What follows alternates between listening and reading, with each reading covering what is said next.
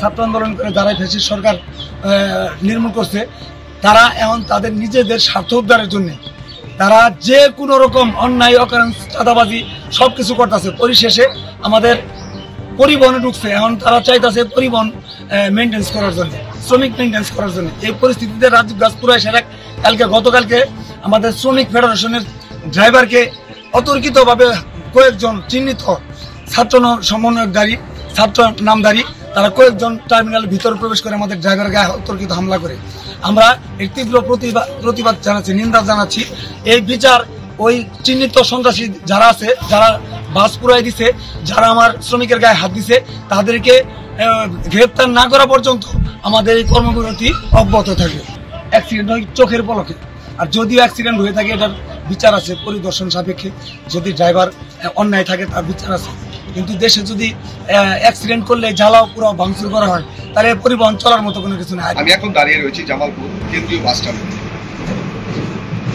গতকালকে ছাত্র আন্দোলন নেতাকর্মীরা জামালপুরের রাস্তা অবরোধ করে তারা বিভিন্ন বাস টার্মিনাল সংস্কারের এবং তাদের প্রতিনিধিত্ব তারা জামালপুরের শ্রমিক ও মালিক সমিতিতে তাদের প্রতিনিধি চেয়ে তারা এবং বিভিন্ন 6 দফা দাবি পেশ করেছে।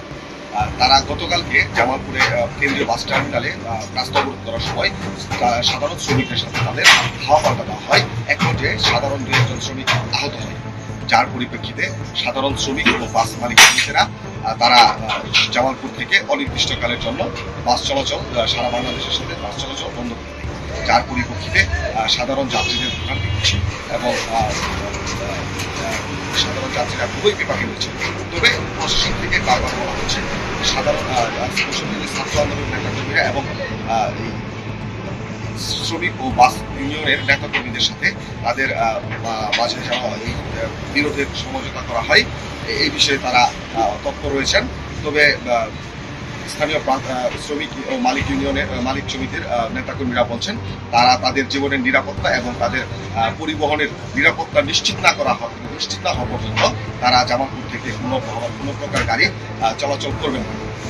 অন্যদিকে সাধারণ ছাত্ররা বলছেন তারা বাস টার্মিনালের কিছু সংস্কার না হওয়া পর্যন্ত যেন তারা কোনো গাড়ি না চলাচল করতে পারে।